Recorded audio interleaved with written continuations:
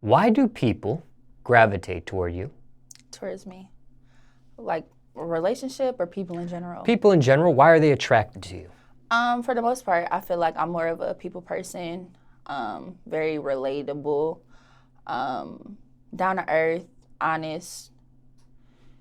I could say I'm funny sometimes. And I'm just like a real people person. Like I like to, I'm very relatable when it comes to topics and things like that. And I can relate to anybody, like no matter what race, no matter what, like I'm real relatable, so. You're outgoing? Very outgoing. Now, this people's person, that quality, characteristic that you have, where does that stem from? Where do you get that from? If That's you a could really good pinpoint it. question. Probably where I get it from is probably my mom. My family really, my family always been real raw and uncut, no matter where we are, the circumstances, who we're around, they pretty much straight to the point. So I kind of got that from them, but I kind of filterize my people person. So yeah. What does that mean, filterize? Filterize, like my family is more on the, how can I say it? Take your time. Well, I say southern side. So my family's more on the southern side, really. Yeah, southern. You get what I mean when I say southern. So I kind of just would look at that, because I grew up in the suburbs. So I kind of just, being around my family, I learned what to say and what not to say around different people. They just real honest. They don't care. So I feel like I filterize that. Out of your immediate family, who is the most raw, uncut, Oh uncensored, my gosh, unfiltered? my grandma for sure. My grandma, like she's so, oh my God. Like it was so bad to a point where cause my grandma, she used to live with us and I used to hate it because she always would come like every other month. She would live with us for months at a time.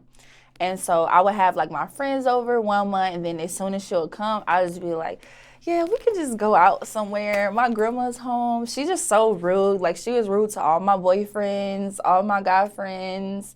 If my teachers would come over, she'll be rude. Like she just don't care. So yeah. Have you ever had a talk with her, ask her to tone it down? Oh, absolutely. So many times. She don't, She's one of those older women that's real stuck in her ways. She don't care. So you can't really tell her, because if you tell her something, she'll always find a way to like show you why she's right. So it's like, yeah, no get through to her at all. Have any of your significant others liked your grandma?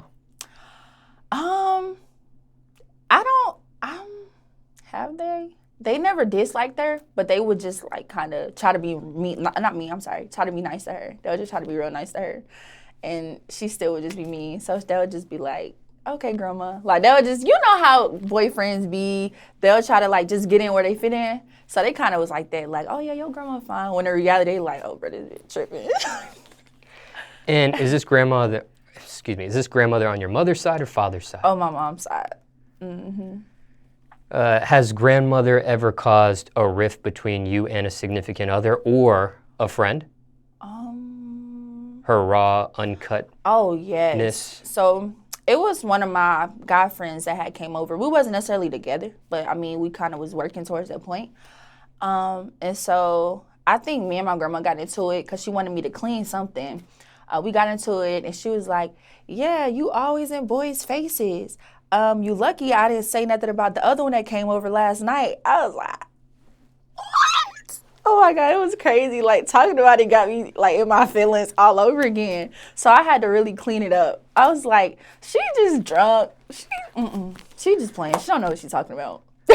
Was she telling the truth? Yeah, she was telling the truth.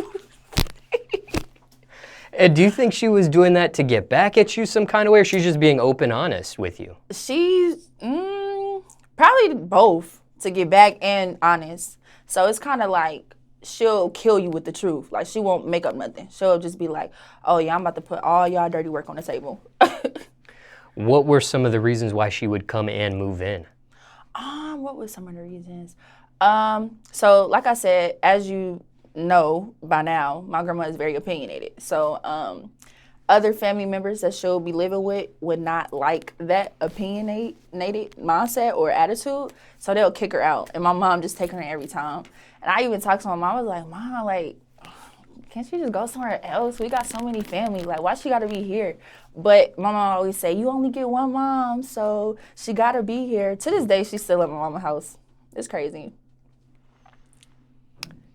And when it comes to you being a people's person, has anybody ever tried to take advantage of this?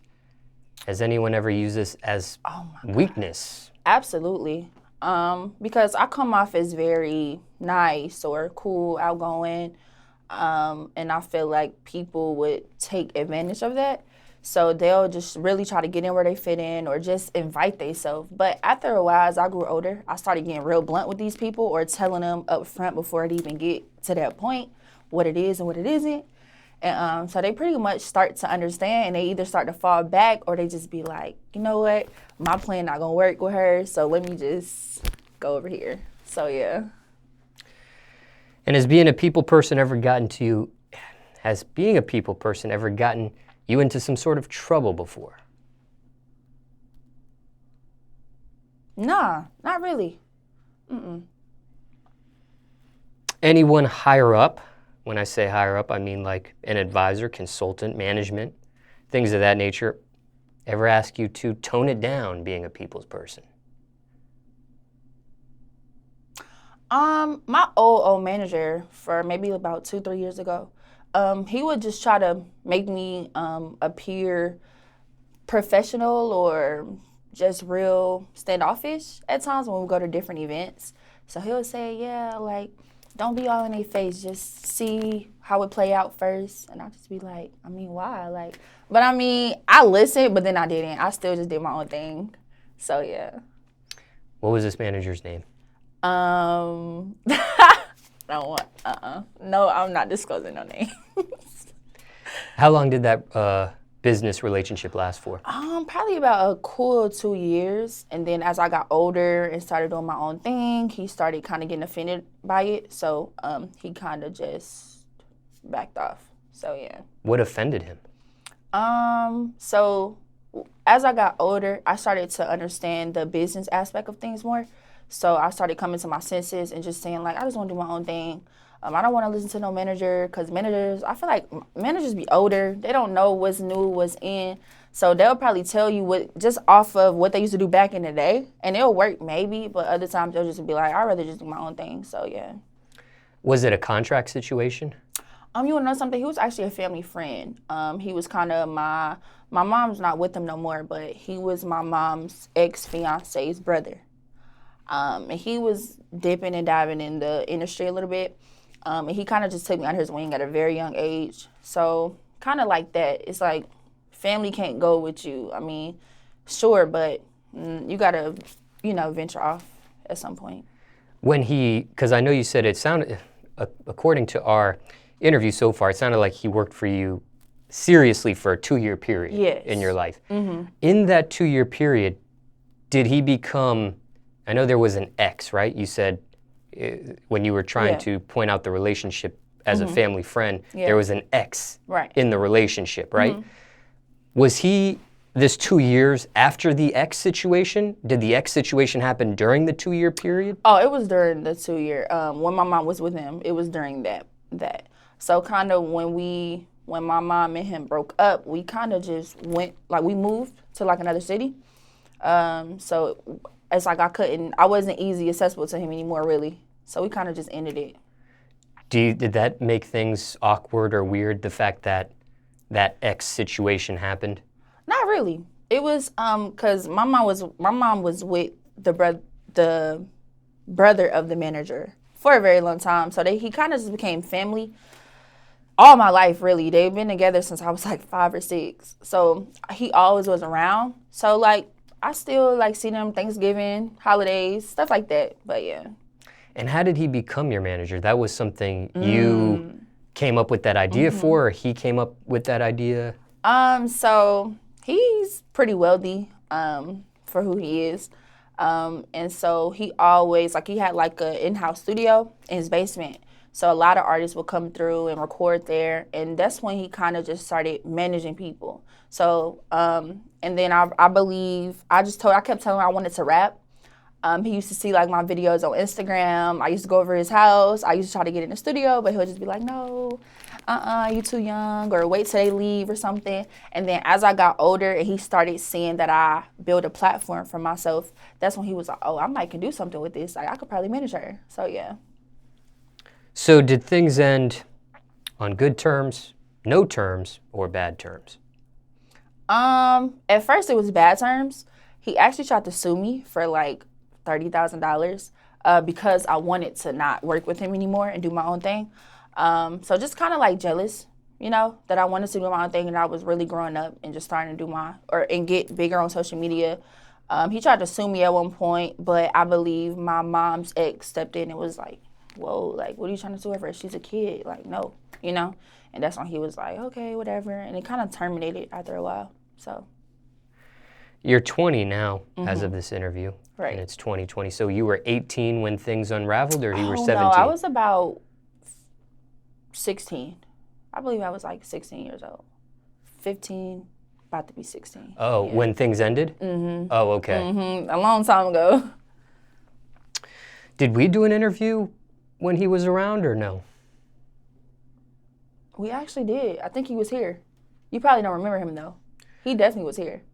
Because we've done a couple interviews. Was it the very first? Two. It was the first one. The very first one we did. Yeah, it was the very first one we did. When I had the yellow outfit on.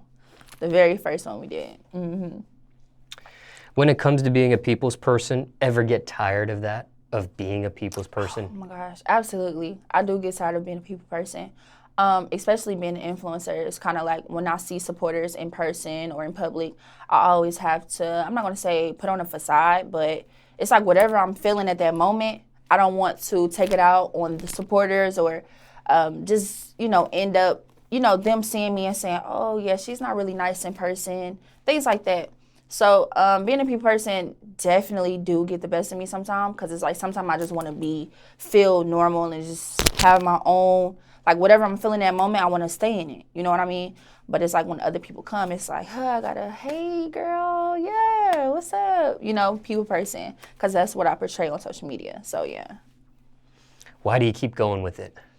Because at the end of the day, I have to take a step back and say, hey, without these people, I wouldn't be known, or without these people, I wouldn't be where I'm at now. So I gotta kind of humble myself and just say, hey, it's not their fault. This is their very first time seeing you, and I just know like one little you never get another time to make a first impression. So I kind of just want to keep things mellow. I won't be as uppity if I was to be upset about something, the time of them coming up to me, but I definitely would certainly like just be real, like, cordial, like, hey, how you doing? You know what I mean? Because it's not their fault that I'm having a bad day. So, yeah.